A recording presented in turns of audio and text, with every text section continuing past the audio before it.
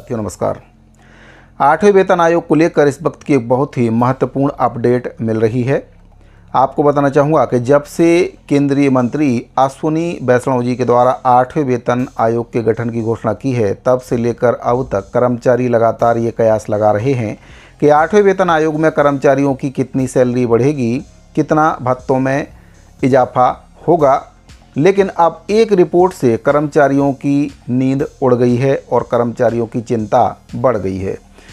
तो क्या कुछ रिपोर्ट निकलकर सामने आई है और इससे कर्मचारियों की चिंता आखिर कैसे बढ़ गई है, इसके बारे में आपको पूरी जानकारी इस वीडियो के माध्यम से दूंगा। जानकारी में आगे बढ़ने से पहले आपसे निवेदन है कि अगर आप पहली बार इस चैनल पर आए हैं तो चैनल को सब्सक्राइब जरूर करें, बेल आइकन को प्रेस करके उसको ऑल पर सेट करके रखें, जिससे आपको हमारे द्वारा बनाए जा रहे सभी नए वीडियो के नोटिफिकेशन लगातार इस चैनल के माध्यम से मिलते रहें। तो साथियों, अगर आप भी एक केंद्रीय कर्मचारी हैं तो 8वें वेतन आयोग को लेकर आप भी बहुत उत्साहित होंगे कि 8वें वेतन आयोग में सरकार अच्छा खासा फिटमेंट फैक्टर कर्मचारियों के लिए लागू करेगा और जिससे कर्मचारियों की जो सैलरी है डबल हो जाएगी। लेकिन साथियों, हाल ही में एक रिपोर्ट सामने आई है जिससे कर्मचारियों की नींद उड़ गई है और कर्मचारियों को चिंता ने घेर लिया है।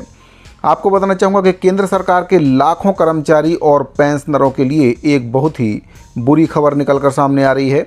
जो कर्मचारी 8वें वेतन आयोग का बेसब्री से इंतजार कर रहे थे, उनके लिए इस रिपोर्ट ने चिंता बढ़ा दी है।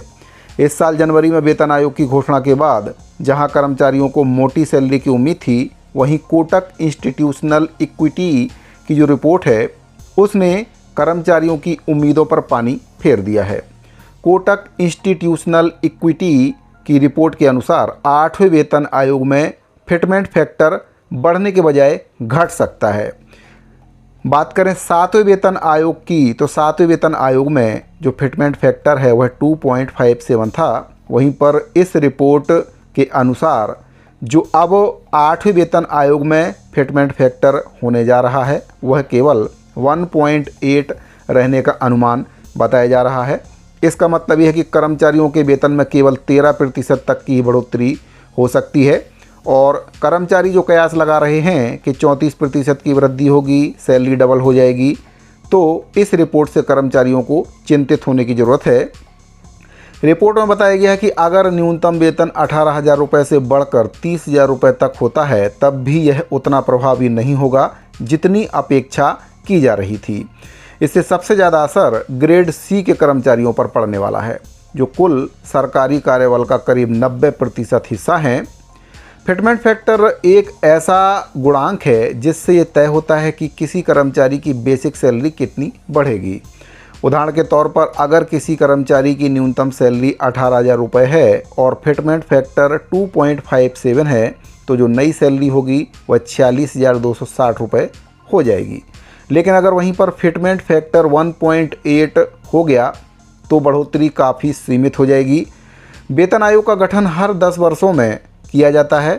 8वां वेतन आयोग जनवरी 2026 से लागू होना माना जा रहा है, लेकिन अभी तक इसकी औपचारिक गठन की घोषणा नहीं हुई है।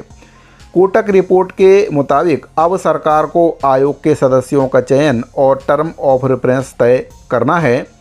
पिछले अनुभव के अनुसार आयोग की रिपोर्ट आने पर उसे कैबिनेट से मंजूरी मिलने में 1.5 साल तक का समय लगता है। इसके बाद उसे लागू होने में भी 3 से 9 माह का समय लग सकता है। ऐसे में 2026 के अंत या फिर 2027 की शुरुआत तक इसके वास्तविक क्रियान्वयन की संभावना जताई जा रही है। हालांकि ये आयोग 2026 की शुरुआत से ही प्रभावी माना जाएगा और इसमें अगर देरी होती है तो कर्मचारियों को बैक डेट से एरियस मिलने की संभावना इसमें बनी रहेगी। इसका अर्थ ये है कि उन्हें अंतर की राशि बाद में एक मुश्त दी जा सकती है। 8वें वेतन आयोग को लेकर बड़ी उम्मीदें कर्मचारियों को हैं, लेकिन मौजूदा रिपोर्ट ने उस पर ब्रेक लगा दिया है। अगर फिटमेंट फैक्टर वाकई में कम रहता है तो कर्मचारियों को इससे काफ़ी तगड़ा झटका लग सकता है। अब सभी की निगाहें सरकार की अगली कार्रवाई पर टिकी हुई हैं, जहां पिछले वेतन आयोग में 2.57 फिटमेंट फैक्टर सरकार के द्वारा लागू किया गया था, जिससे कर्मचारियों की सैलरी में उतनी बढ़ोतरी नहीं हो पाई थी जितनी कर्मचारी उम्मीद कर रहे थे। और अभी भी कर्मचारी संगठन जो फिटमेंट फैक्टर है 2.86 करने की मांग कर रहे हैं, जो पिछले 7वें वेतन आयोग की तुलना में थोड़ा सा ज़्यादा है। लेकिन साथियों, इस रिपोर्ट के अनुसार अगर फिटमेंट फैक्टर घटता है तो फिर कर्मचारियों की उम्मीदों पर पानी फिरने वाला है। और जो कर्मचारी ये सोचकर बैठे हैं कि 8वें वेतन आयोग में उनकी सैलरी सीधे सीधे डबल होने वाली है, उनके सपनों पर कुठाराघात होने वाला है। तो अब देखते हैं कि 8वें वेतन आयोग में सरकार कर्मचारियों के वेतन में कितनी वृद्धि करती है, कितने प्रतिशत का उछाल कर्मचारियों की सैलरी में आता है।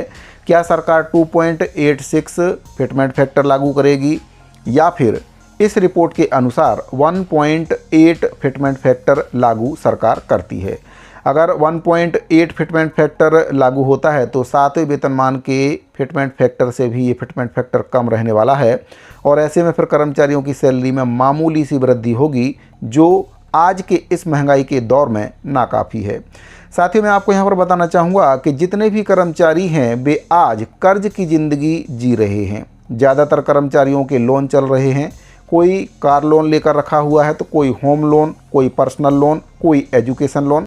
तो हर एक कर्मचारी आज के समय में लोन लेकर कर्ज की ज़िंदगी जी रहा है। ऐसे में अगर 8वें वेतन आयोग में सरकार कर्मचारियों की सैलरी में ज़्यादा वृद्धि नहीं करती है तो फिर कर्मचारियों की जो मुसीबतें हैं वह ज्यों की त्यों रहने वाली हैं।